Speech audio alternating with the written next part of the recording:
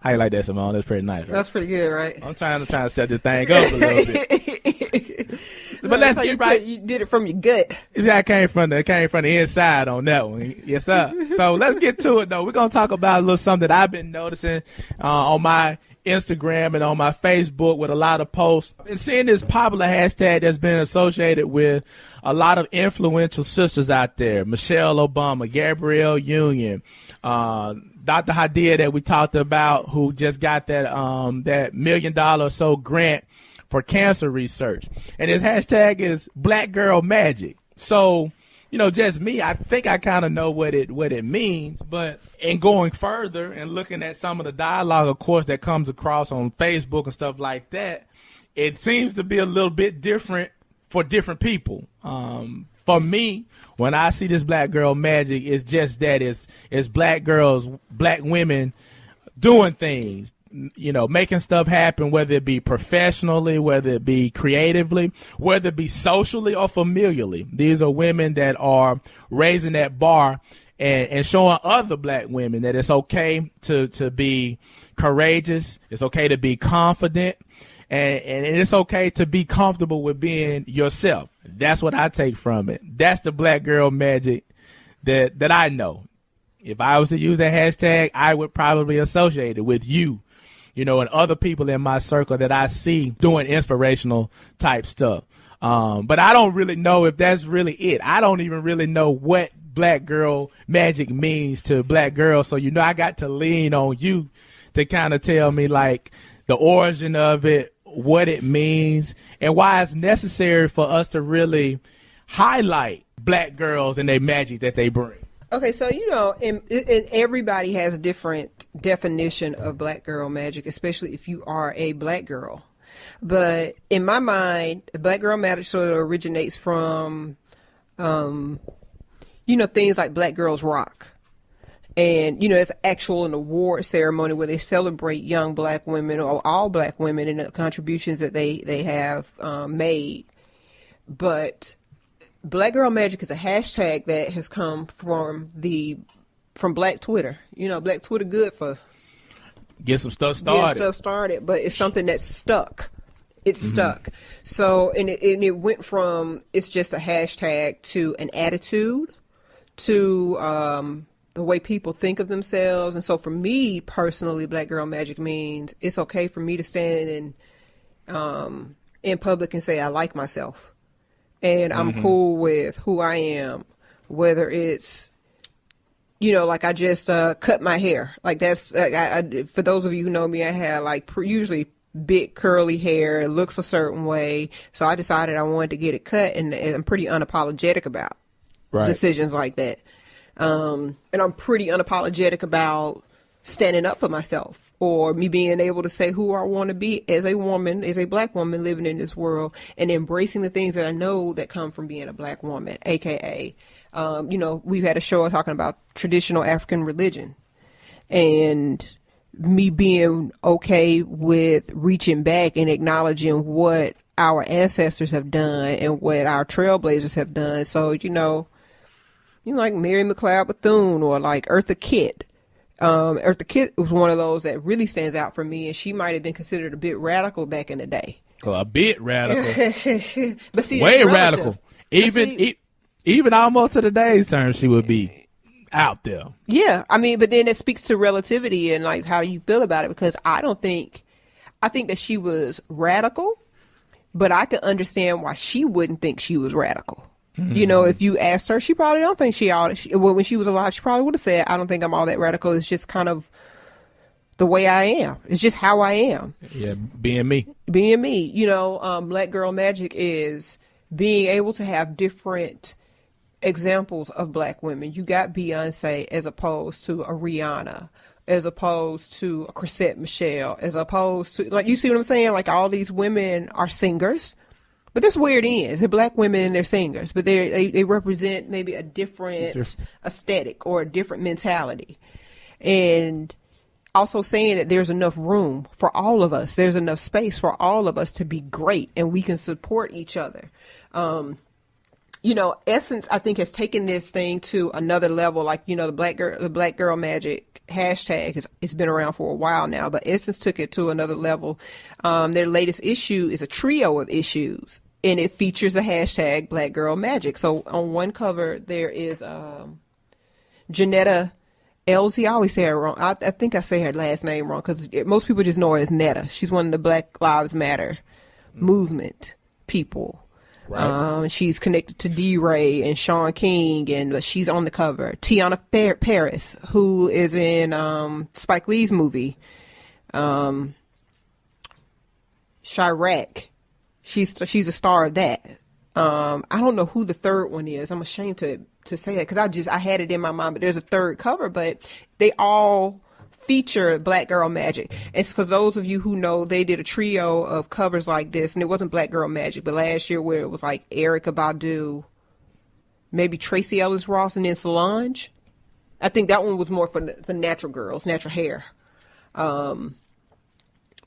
But yeah, for me personally, BlackGirlMagic is me being comfortable standing in my truth and standing in who I am and embracing all the things that make me who I am.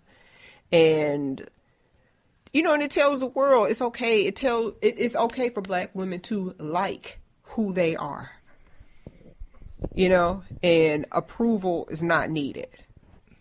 But there's that word again, that approval, that approval from these outside entities that don't really understand what it is. It's like this internal, I see it as an internal stand of solidarity, like that we should embrace this no matter, where you come from, your background, what you do, as long as you're embracing what it means to be a Black girl and I guess the quote unquote superpowers that Black women have. As long as you're embracing those things, you are possessing this Black girl magic. Yeah, and let me add this. The thing that I want to be real careful about is because Black Girl Magic is something that is on the forefront, and you do have like Michelle Obama attached to it and Beyonce attached to it, and it's these Essence covers. It's not to exclude anybody. Yeah. The thing about Black Girl Magic is like if you're a Black woman, you have it regardless. And it shows in different ways, but it's something that is inherent. If you are a woman of color, if you are a Black woman in particular, you got it. And like I said, it shows up in different ways. There was a bit of a debate on my, not even a real debate on my timeline. Well, it was people giving examples of how they witnessed Black Girl Magic. But, some people don't agree with Black Girl Magic. And the third person, I think the cover. So you got Tiana Paris, Chirac, Yara Shahidi, yep, from Blackish, and then Janetta Elsie. Those are the three covers. But yeah, so you say people are not agreeing with that. People don't feel the same way. They don't get that warm, tingly sensation of when they hear Black Girl Magic. Well, you know what? There are a few people who are like that, but I'm going to say this. I think that for the most part, people are down with the whole Black Girl Magic thing. Like the majority of people are like, I get it. I understand it. And it's not something to argue. But y'all, it's always that one person that's got to do a blog post or do a guest column or something, someone from the demographic to say, I don't agree with it. The demographic, you mean a Black woman? A Black woman. Okay. Yeah. So on January 13th, Elle.com, I don't think it was in the magazine, but Elle.com published a piece by Dr. Linda Shavers. And the title of the piece is, Here's My Problem with Black Girl Magic. When I saw that, y'all, I'm just... How'd you feel? Real reaction. Give us a rundown. Give us a rundown of the feeling, the moment that you read Why I Have a Problem with Black Girl Magic. When I read that title, I had to take a deep breath. Okay. And then the next thought was, shut the hell up. That's my typical, like... In that order. In that order. And then the next thought was, you got to read it to see what she's talking about. Because it's easy to dismiss it.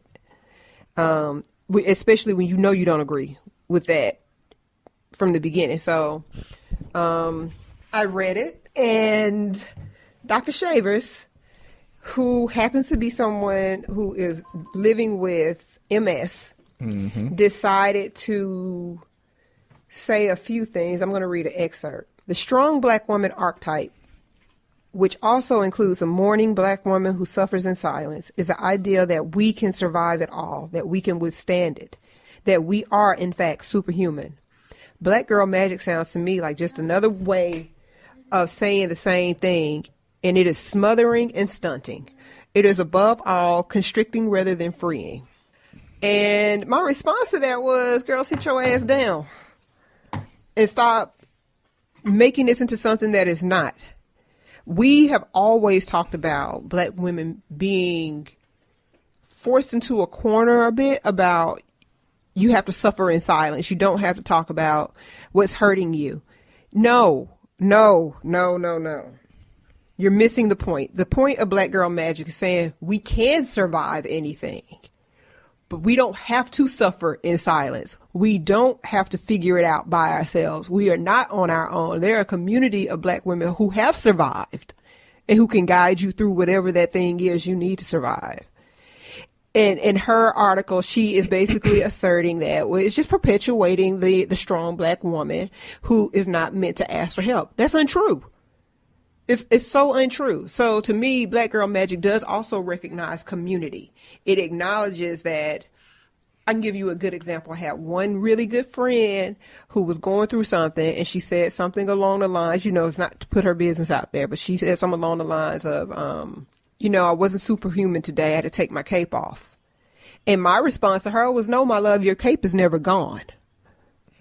But that does not mean that you can't ask for help, that you should not ask for help, that you should not be protected and supported. And you can survive it because your cape is your calling card. You see what I'm saying?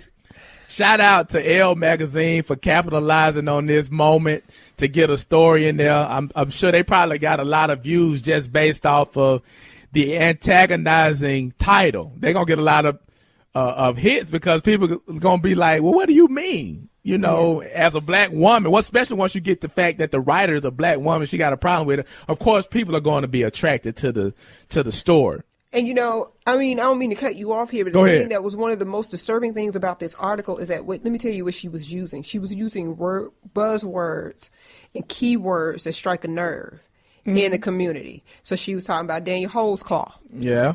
She talked about Henrietta Lacks. And we all know how people tend to feel about the whole Henrietta Lacks situation. She talks about Renisha McBride. She makes reference to Sandra Bland, Miriam Carey. The young lady in Texas that the policeman dragged that had the bathing suit on. She talked about all that. Go ahead. And my reaction to reading that was like, how dare you?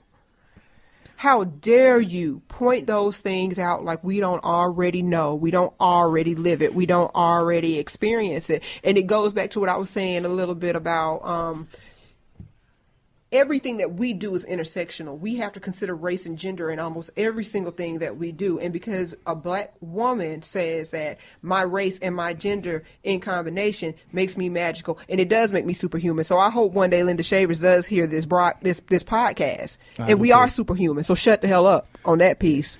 It's for you to use those buzzwords. It's like you're guilting people. You're trying to guilt women into feeling like it's wrong for them to say, I like myself. The way that we survive is by being able to stand firm and confident in ourselves individually. That's how you survive things. That's how you grow despite the other things that are going on around you. It's how you keep going even though you have children being killed by the police. You have women not making it out of the jail cells that they go into for a traffic violation. We survive that because we know that we are magical. We know that we can make it through. So my thing with her is like, how dare you? Because you are having a hard time, because she says, and she's very open in her piece, that she has been dealing with MS for 10 years plus. She makes reference to her own way of coping, like she's developed her own coping mechanisms, her own coping skills, and all of that. It's like, cool. You know why? Say it with me, BG. Black Girl Magic. Hey, Black Girl Magic. It's superhuman to be able to do that. And that's the kind of the tricky part about this. And this is why I question that, because she does make the statement about saying that Black women are superhuman is just as bad as saying we're animals. because it implies that we are organically different. So you're using two different ends of the spectrum and trying to formulate them to say the same thing, because you can't be superhuman and an animal at the same time. But man, and what else would you have us be if we have birthed the world and we keep supporting and maintaining the world? What the hell else would that be other than superhuman? So really what I'm taking this in is that she was writing from the person of being a black woman and the black girl magic and the superhuman, but she's trying to define it by an outside person's perspective on it. So the outside world, a white supremacist mind might say that you are, because you're black, you're subhuman, you're unable or incapable of doing certain things, right? So that's the argument that she's using. Mm-hmm. But what this is about is not about how the white supremacists see it. It's about what black women are doing each and every day.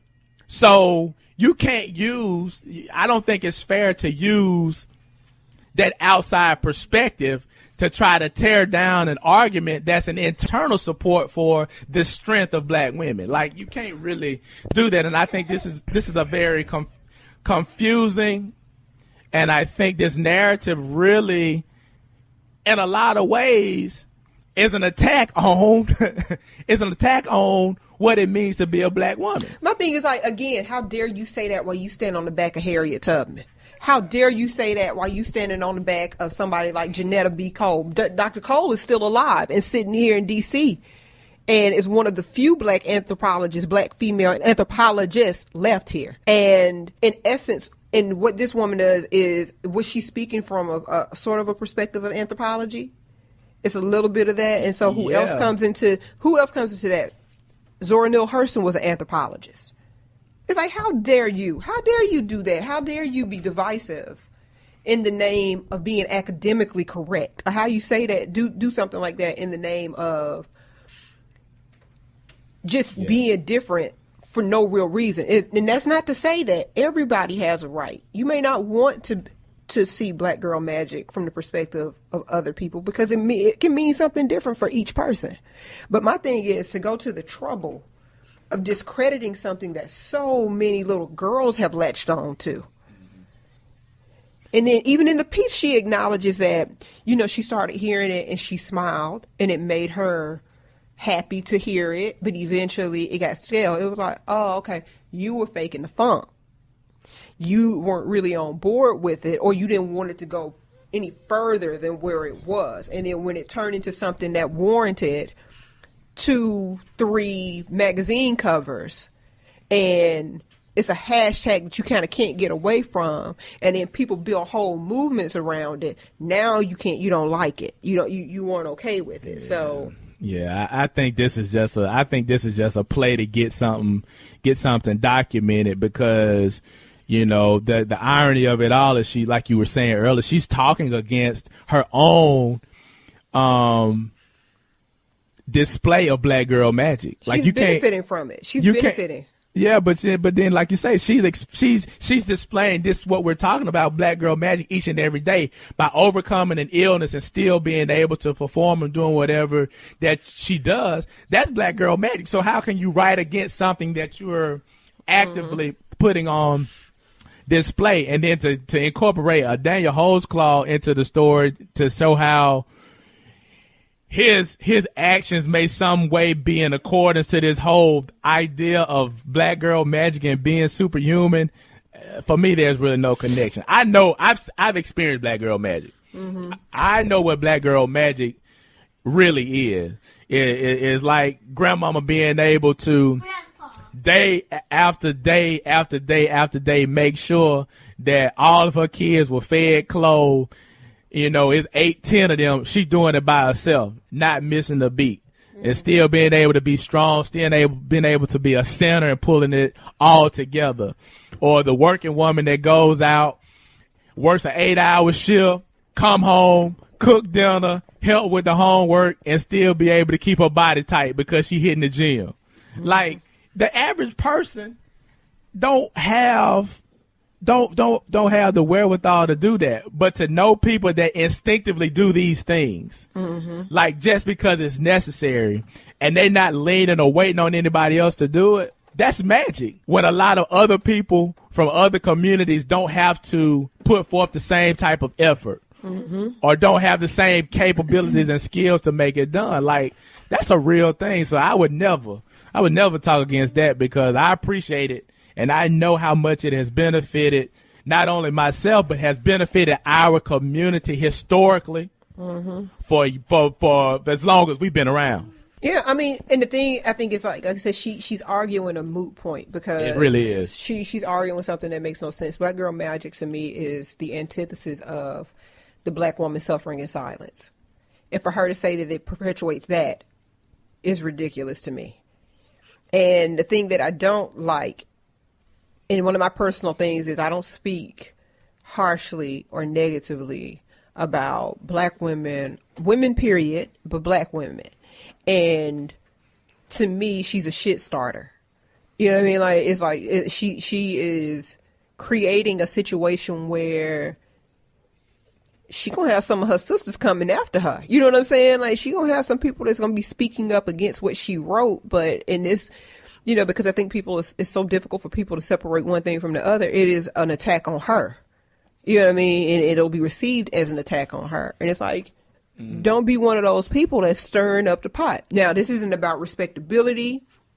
This isn't about putting on the show for anybody else. This is about, think about where you come from, and think about what supports you, and think about the very thing that is in your DNA that's serving you, whether or not you want to acknowledge it. It goes to, it's almost like saying, like Raven Simone and like Whoopi Goldberg talking about, I'm not African American. Oh, yeah, you are. Yes, you are. It's one thing to say you don't want to be identified as one thing. That's fine. But you need to go to a completely different society in order for that to work. You gotta go to the moon on that one. Yeah, because you can't even go to another country. Sure can't. So it's kind of like, it's like I understand what this higher level of so-called consciousness is supposed to be. I understand where they're getting at, but it's like, you still have to function in society. You still have to function in your environment. So, but anyway, you know, I digress. But there is a response piece to this. For sure. It's called There Is Nothing Wrong with Black Girl Magic by Ashley Ford. It's also on Elle.com. So if you read the original article, Here's My Problem with Black Girl Magic by Linda Shavers, there is a link within that article, or at the end of that article, with the response piece. And that's a decent response. Yeah, and it's in essence saying the same thing that we've been saying here. It's like, there's nothing wrong with us having a sense of joy over something like that. And a hashtag is a simple thing. That's a reminder. And this is one of the unfortunate elements of movements in our community, is that I guess it would be a utopic mindset to be like everybody that looks like us will be on board with all of the positive movements. But each and every time you see this little segment of the demographic that ain't with it, and they'll do whatever they can to throw a monkey wrench in whatever the movement is. And it's just really unfortunate that, because I would love to see her have this conversation with some young black girls, like some of the young black girls that, you know, that you see that are embracing, they, you know, they participating in dance and different stuff. And, you know, they're linked to hashtag BlackGirlMagic. I would love to see her have that conversation with the babies. I mean, I'm tickled.